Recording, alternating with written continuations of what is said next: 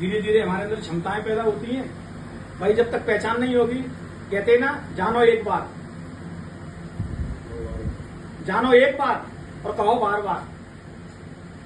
जानो एक बार, कहो बार बार, और तुम ही अवतार, कोई दूसरा अवतार थोड़ी है, तू ही अवतार, नहीं मझधार, बेड़ा पार। ये सूत्र है। जानो एक बार, एक बार आपको ईश्वर जानना पड़ेगा। बिना जाने कुछ होता भी नहीं है। ये वस्तु रखी है और इसके विषय में जानते नहीं हो तो आपके लिए बेकार है ये। कितनी औषधि है ब्रह्मांड में, हरे पत्ती औषधि है, आप जानते नहीं हो, आपके लिए बेकार है। काटोगे फेंक आओगे, और जानकार उसको ढूंढेगा और किसी का इलाज कर देगा, उसी से ठीक हो जाएगा। हो जाएगा नहीं हो जाएगा? ऐसे ही ईश्वर है। पहले ईश्वर को जानो, जानो एक बार। हम बिना जाने लगे पीछे भागे दौड़ लगा रहे हैं, राम राम राम राम राम राम, और राम को जान रहे नहीं है। तो जानो एक बार। जब जानने में आने लगे तो कहो बार बार। बिना जाने कह सकते हैं अपन किसी को? नहीं कह सकते, तो जाना ही नहीं। इसलिए जानना नितांत आवश्यक है। रामचरितमानस में भी गोस्वामी तुलसीदास स्पष्ट कह रहे हैं, बिन जाने न होए प्रतीति।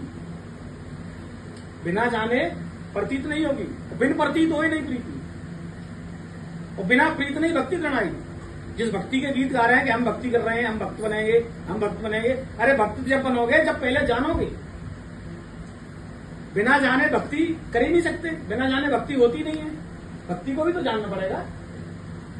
कोई काम हम कर रहे हैं, किसी कंपनी में हम काम करने जाते हैं तो पहले वहां के हर सिस्टम को जानना पड़ता है।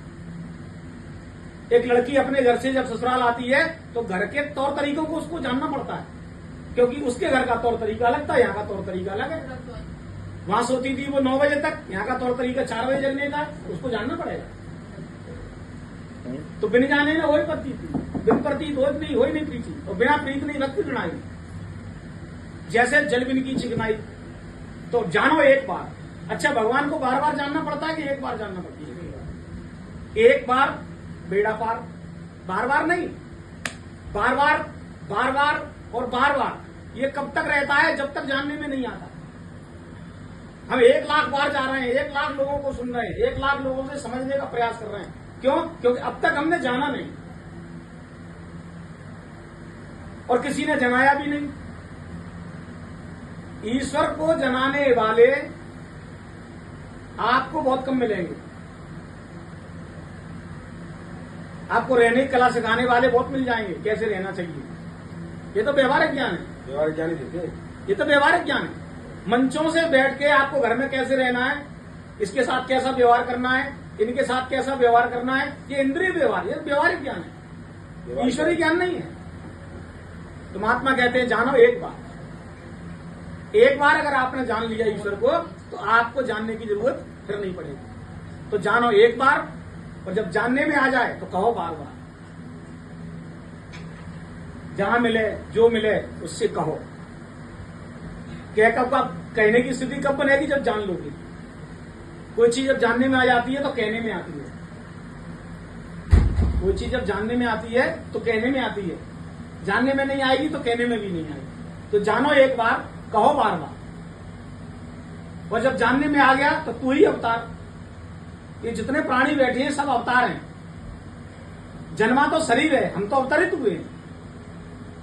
जन्मा तो शरीर है, शरीर का जन्म होता है कि जीव का चेतना का जन्म होता है। चेतना अवतरित होती है भगवान की इच्छा से, क्योंकि तीसरे महीने में जो लोथड़ा पूरा तैयार हो जाता है, नाक मुंह आंख कान सब पेट के अंदर बन जाते हैं। उससे पहले क्या था? पदार्थ था खाली। पदार्थ की अंतरंग भगवान के द्वारा क्रिया हो रही है। ये पदार्थ मांस का लोथड़ा बनेगा, धीरे धीरे वही मांस के लोथड़ा